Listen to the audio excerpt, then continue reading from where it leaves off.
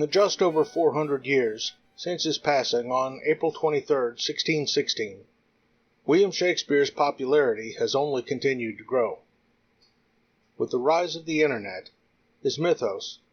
once confined predominantly to the English-speaking world, and those societies most deeply impacted by European culture, now extends to acolytes across the globe. An interesting example of this is the Bard Behind Bars movement,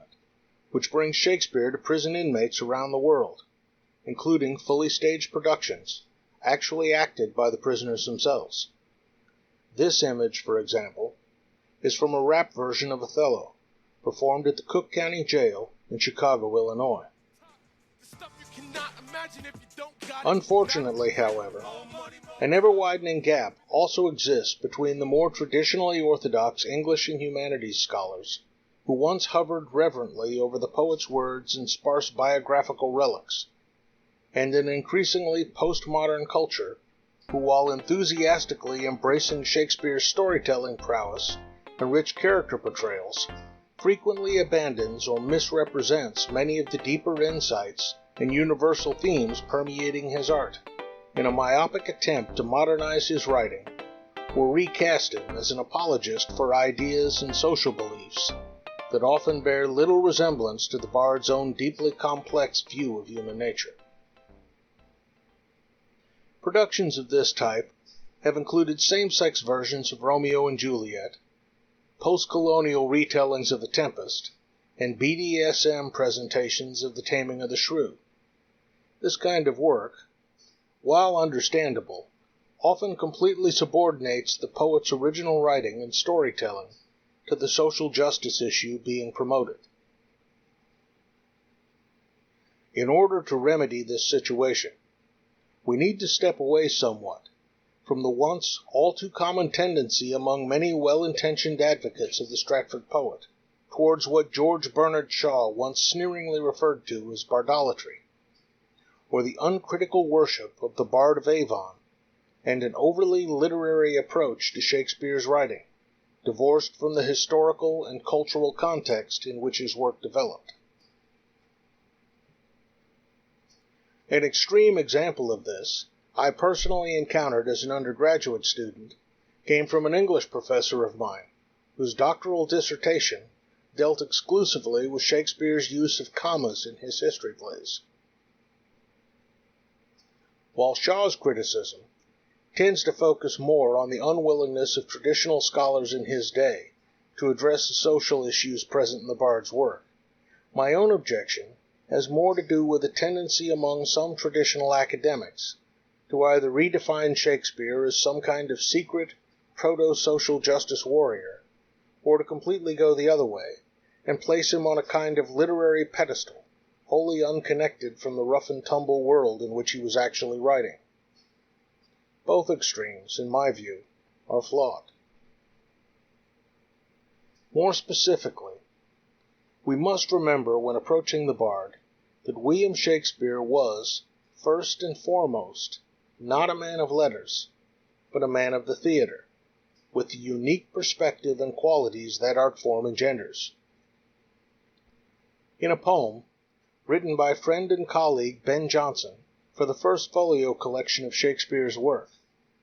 Jonson tells us that although Shakespeare outshone other dramatists of the age, such as John Lyly, Christopher Marlowe, and Thomas Kyd, he possessed small Latin and less Greek.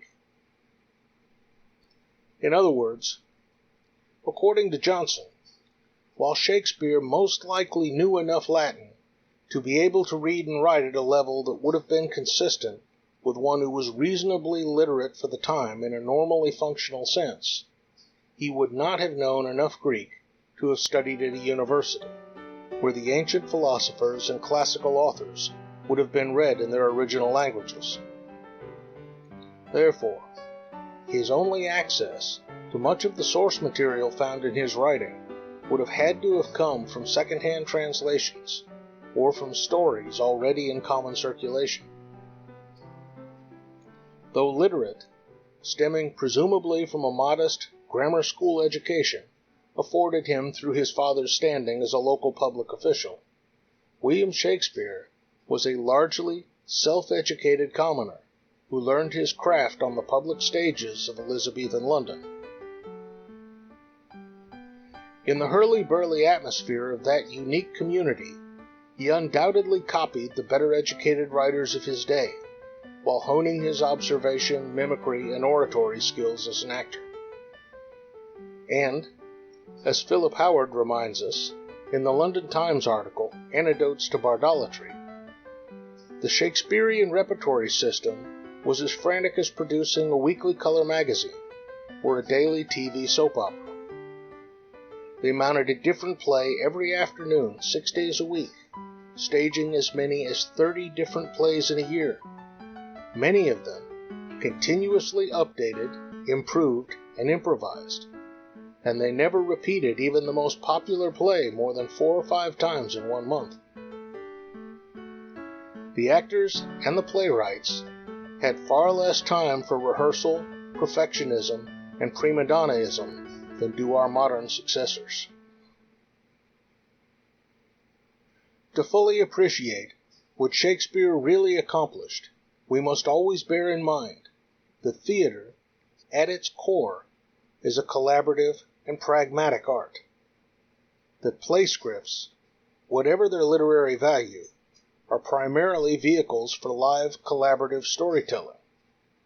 and that even his sonnets and other poetry,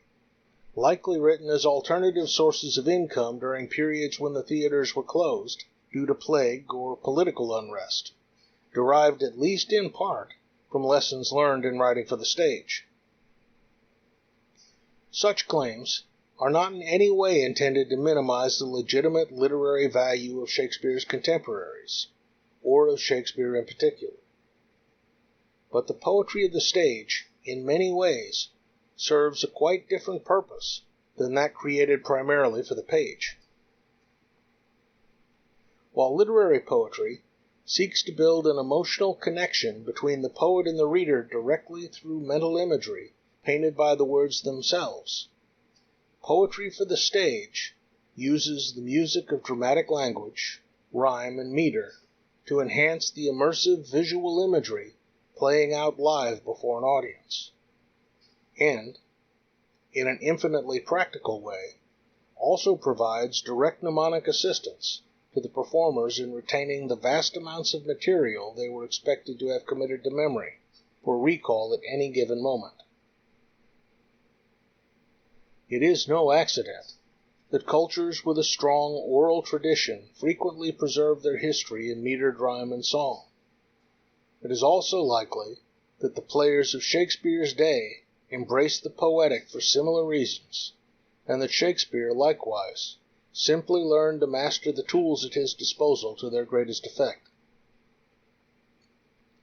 Whatever deep insights we may gain from the Bard of Avon into the true nature of the human condition,